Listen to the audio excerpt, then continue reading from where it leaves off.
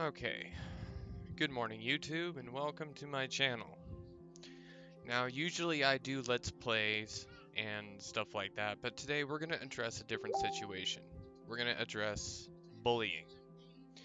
Now, over the past couple of years, I have noticed that an increase in bullying has been going on in the Idaho State school system. Um, as of late, my nephew, he goes to Heritage Academy located here in Idaho.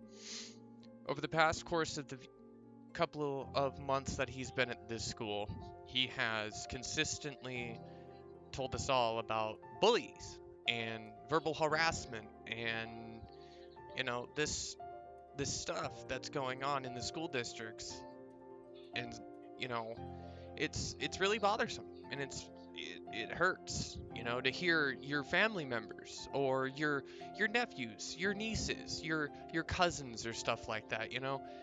They they continuously talk about bullies and stuff like that, and it's something that we need to address as adults. Me being as a parent now, I fully understand what it's like to be bullied in high school. I was bullied when I was 12 years old all the way up.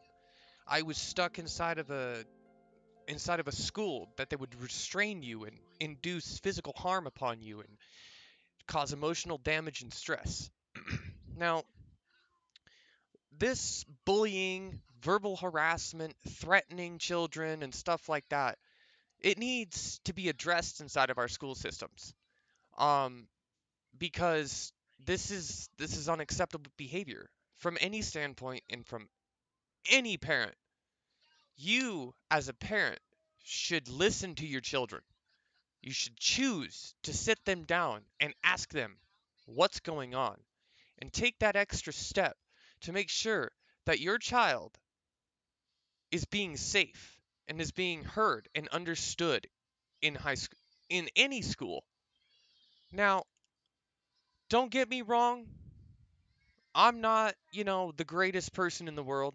I'm not the top tier person in the world, but something has got to go down. Something has got to change. I have contacted this school multiple times over this, persistent bullying and harassment and threatening, especially from a child who is autistic. Let me put it down into real perspective for you. Underneath Title 18, the Crimes and Punishment of the Idaho State Statutes and Legislature, Chapter 9, Assault and Battery. This is a subsection 18-19A. Student harassment and intimidation and bullying. And it states here that no student or minor present on any school property or at any school activities shall intentionally commit or conspire to commit an act of harassment, intimidation, or bullying against another student.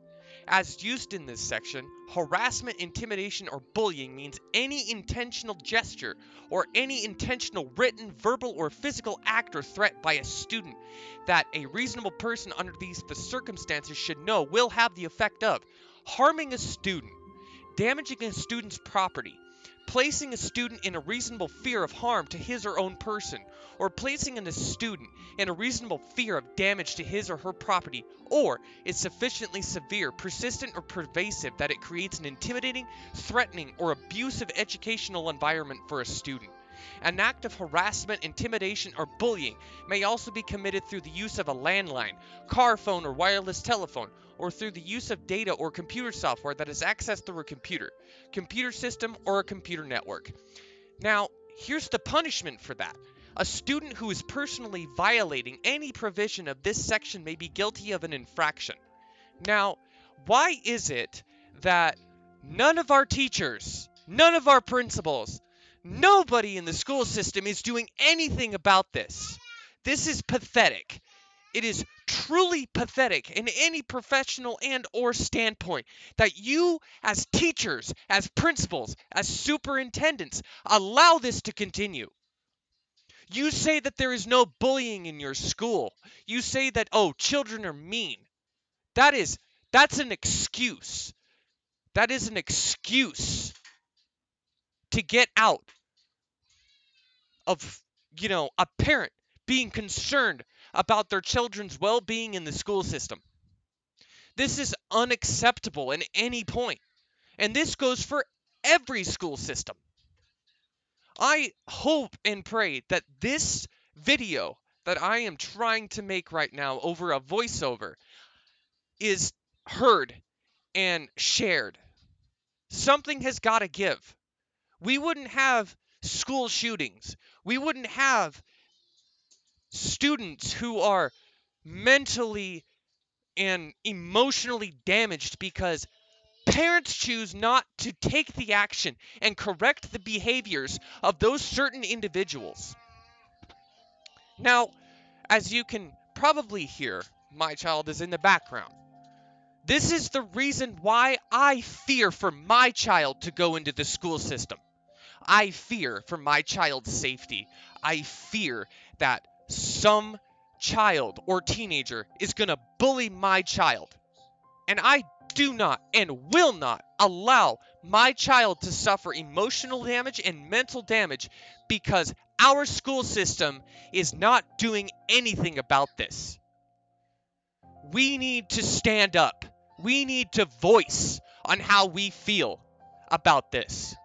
There has been multiple people who have gone into schools and voiced their opinions on bullying, intimidation, or harassment, and nothing is done. Here's the realistic point of view.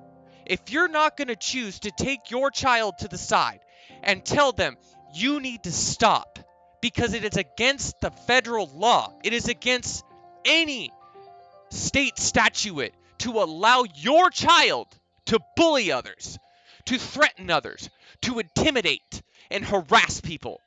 It is against the law. And not only can your child be guilty of it, but you can too. I hope that everybody listens to what I have to say. I hope that everybody takes a step into the right direction to correct this this disgusting behavior that we are allowing in our school system.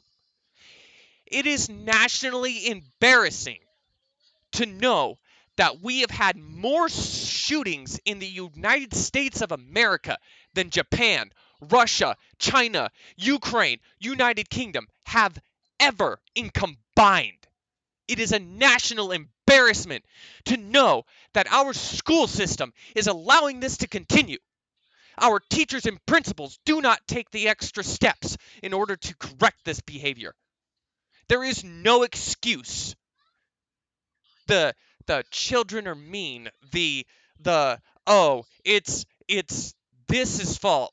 It's this is fault and that's fault. No, it is your fault as a parent to allow your children to create an intimidating, threatening, or an abusive environment for any educational environment for a student. It is sickening. This is the first time I have ever used my voice on YouTube. I hope that you all appreciate this message and that we can go about and correct this type of behavior. I hope this video is shared a lot so everybody can learn and understand and take that extra step forward to correct this sickening behavior in our schools.